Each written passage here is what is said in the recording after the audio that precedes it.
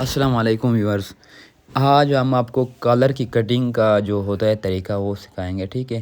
تو آپ نے یہ مین چیز ہوتی ہے اس کی کٹنگ، ٹھیک ہے؟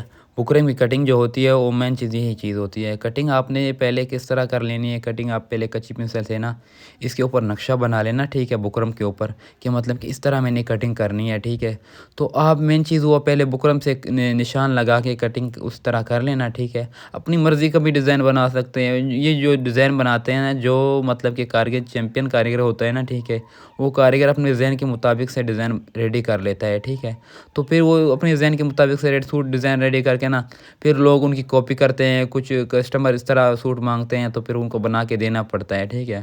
تو ہر ڈیزائن جو ہے نا، ہر ڈیزائن ہر کوئی اپنے ذہن کے حساب سے بنا کے دیتا ہے مطابق، ٹھیک ہے؟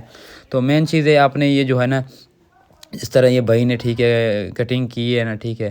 تو اسی طرح آپ نے کٹنگ بھی اس طرح کر لینی ہے، سلائی بھی اس طرح لگا لینی ہے، ٹھیک ہے؟ تو یہ کپڑا بیچ میں دے دینا ہے، باقی تو کوئی مشکل نہیں ہے، کوئی وہ نہیں ہے، ٹھیک ہے؟ یہ پیچھے بکرم کا جو ہے نا سیمپل ریڈی کیا ہوا ہے، اس طرح سلائی اس کے اوپر لگا دینی ہے۔ کوئی چیز بھی آپ کے لیے مشکل نہیں ہے، مین چیز ہے آپ نے توجہ کے ساتھ دیکھنا ہے اور توجہ کے ساتھ ان کو چیک کرنا ہے کہ اس طرح ریڈی ہوا ہے، اس طرح میں نے ریڈی کرنا ہے، ٹھیک ہے؟ تو ابھی اس کے اوپر سیکنڈ دوسرا جو ہے نا پیس اوپر رکھ دینا ہے، ٹھیک ہے؟ پھر یہ چیز ہوتی ہے، ٹھیک ہے؟ یہ پہلے والا ڈیزائن جو مطابق یہ بن گیا، ڈبل اوپر دوسرا کف لگا دیا۔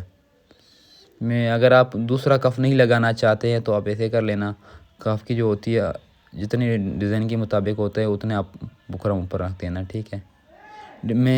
یہ چیز ہوتی ہے کہ آپ جو ڈیزائن بھی بناتے ہیں، جو ڈیزائن بھی آپ دیکھتے ہیں، ٹھیک ہے؟ تو کسٹمر کو رینج تھوڑا ڈیزائن کا زیادہ بتایا کرے، کیونکہ اس کے اوپر محنت کافی لگتی ہے۔